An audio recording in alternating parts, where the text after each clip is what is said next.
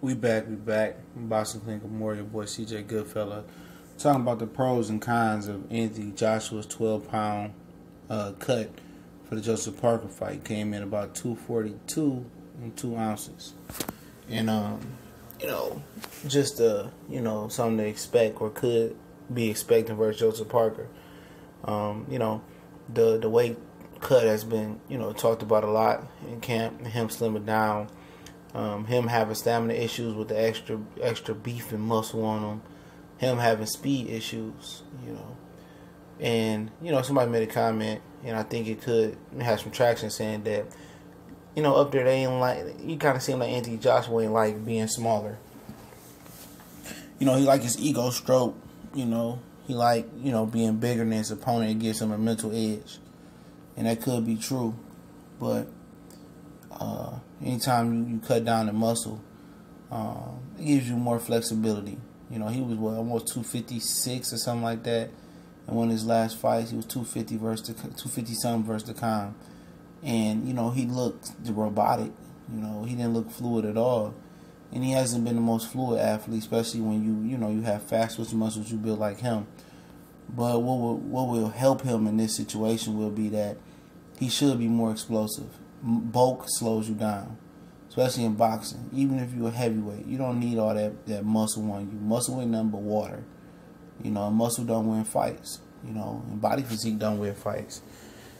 But his size, I think, gives him a mental edge sometimes, being bigger than his opponent, being wider. Being bigger and wider, it kind of helps cut the ring off and kind of close distance on him versus guys, because people can't just get around him like that.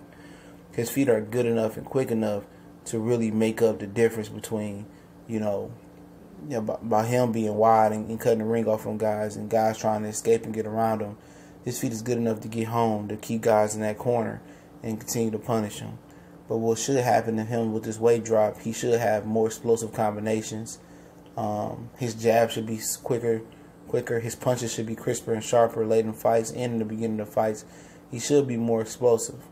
Now, his legs should be in the game as well. It's not carrying all that bulk on top as well. So he shouldn't fade as fast. He will fade. I think that just may be him. Especially when you used to getting a lot of knockouts early in fights. It's hard for you to go deep in fights and still be, fresh as you was if you don't have a lot of experience going deep in fights. So, as he goes deeper, if he does go deeper in fights, he'll figure that out. That won't be an issue. But he should be more flexible, more explosive. Punching combinations be more faster, be more crisper. He should be more sharper.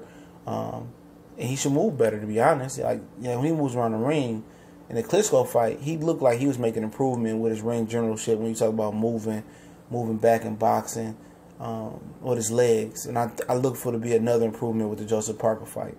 With all that extra 12 pounds of muscle on or bulky cut, he should be more explosive, especially in the lower body. Not being so top heavy this time. And I think those are the pros. The cons of it may be like Jarrell Baby Miller. We said that he got down to 260 for one of his last fights. Said he didn't feel as strong, as he usually do. So he put the 40 pounds back on and went back up to 300 pounds. He said he felt stronger. So Joshua could feel weaker without the muscle on. He could. It's a reason they put the muscle on versus the Klitschko fight when he came in the career high. It was the fact that they wanted to be able to take, Klitschko's power. Klitschko was known as one of the biggest punchers in heavyweight division. And they wanted to be able to take his power. And maybe if it didn't have those, 15 extra pounds, maybe when Klitschko landed that shot on him, maybe he wouldn't have got up. Maybe he feels that the extra muscle helps him, with punch resistance. But what if he doesn't feel physically as strong without the muscle? That's something to be said.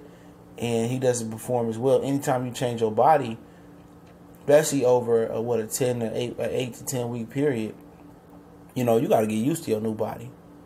You got to get used to it. You got to see what you can do. And maybe a training camp is enough, and maybe it isn't enough.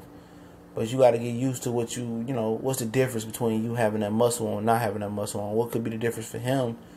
It could just be, brute strength. It could be just punching power. Maybe he lost a little power losing a little bit of that weight. But what you lose in power in this scenario, you gain in speed, and you can put in combination. You can do in bulk. you can do by accumulation, excuse me.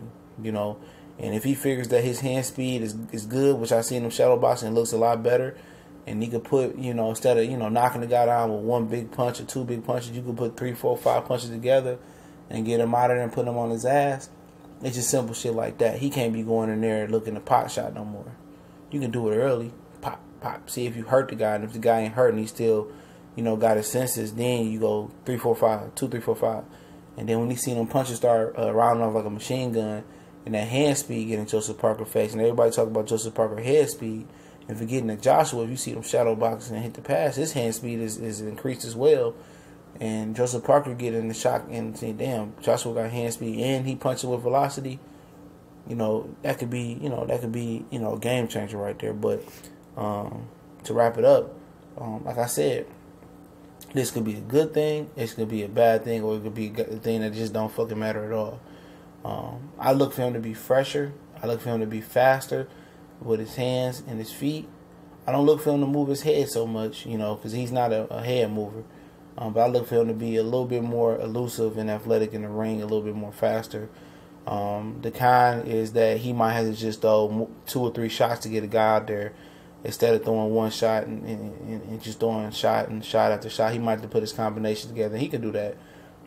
He's a solid fighter. You know, people got mad because I said he wasn't skilled. He not skilled. And I'm not just I'm talking about the overall scheme of boxing. But he does a lot of things textbook, very, very textbook, very, very by the book. And when you're that big and you're that physically gifted, you don't have to be the most skilled, especially in this heavyweight era. He does things, you know, right. You know, he does things by the book. He's the opposite of Deontay Wilder. And when you do things technically and fundamentally right, you know, great things tend to happen for you. So I look forward to this fight later on today. We gone.